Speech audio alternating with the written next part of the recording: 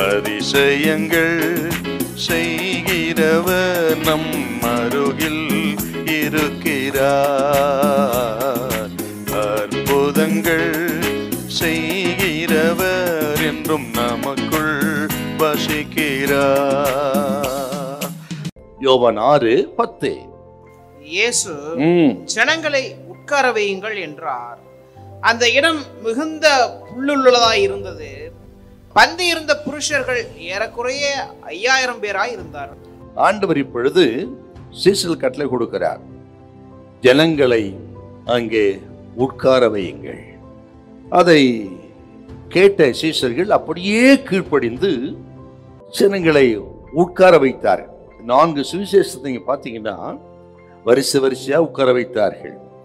50 பேராக, 100 பேராக, ஆக புல்லுள்ள ஒரு நல்ல இடத்துல அவர்களை வரிசை வரிசையாய் ஒரு பந்திக்கு உட்கார வைப்பது போல, விருந்துக்கு உட்கார வைப்பது போல அவர்கள் உட்கார வைத்தார்கள் அப்படின்னு நம்ம பார்க்கிறோம். அப்படியானால் ஆண்டவர் சொன்ன அந்த வார்த்தைக்கு கீழ்ப்படிந்து சீசரங்க செயல்பட்டார்கள். அது வனாந்தரம் தான், பெருமையான இடம் தான், இருப்பதோ 5 அப்போ 2 மீன் தான். ஜனங்கள் 5000 அதிகமா இருக்கிறார்கள், பசியோடு இருக்கிறார்கள். எல்லாம் தெரிந்தும் ஆண்டவர் வார்த்தையை கேட்டு அவர்கள் கேள்வியே கேட்கல, அவர்களை உட்கார வைத்தார்கள் என்றால் சீசருடைய கீழ்ப்படிதலை குறிக்கிறது. அருமையான கர்த்தருடைய பிள்ளைகளே, ஆண்டவர் சொல்ற வார்த்தைக்கு அப்படியே நாம் கீழ்ப்படியும் பொழுது தான் அங்கே ஒரு அற்புதம் நடக்கும். இன்னும் நான் உங்களுக்கு சொல்லுகிறேன், ஆண்டவர் அற்புதம் செய்வதற்கு என்ன தேவைன்னா கீழ்ப்படிதல் தான் தேவை. கீழ்ப்படிதல் என்பது விசுவாசத்தின் கிரியை. நம்ம விசுவாசிக்கிறோங்கிறதுக்கு அடையாளமே கீழ்ப்படிவதுதான். சீசர்கள் இயேசுவின் வார்த்தைக்கு கீழ்ப்படிந்தார்கள்.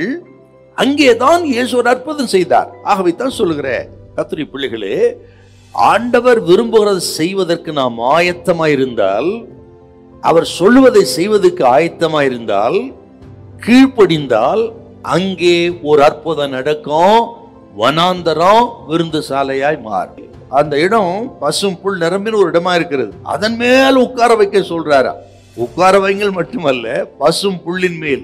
இதோட ஆவிக்குரிய அர்த்தம் என்னன்னு கேட்டு, ஆண்டவர் யாருன்னு கேட்டீங்கன்னா அவர் ஒரு நல்ல மேய்ப்பன். நல்ல மேய்ப்பன் யாருன்னா, ஆக பசும் புல்வெளியிலே தன் ஆடுகளை மேய்க்கிற நல்ல மேய்ப்பன். புல்லுள்ள இடத்துல உங்களை மேய்க்கிறவர், உங்களை ஆசீர்வதிக்கிறவர், அமர்ந்திருக்க பண்ணுகிறவர், உங்களை கைவிட மாட்டார். அவர் சத்தம் கேட்கிற ஆடுகளாய், அவர் பின்பற்றுகிற ஆடுகளாய் இருந்தீங்கன்னா கர்த்தர் சொல்றாருங்க, புல்லுள்ள இடத்துல அமர பண்ணுவார், உங்களை போஷிப்பார், கர்த்தர் உங்களை கைவிடவே மாட்டார். ஹல்லேலூயா, ஹல்லேலூயா.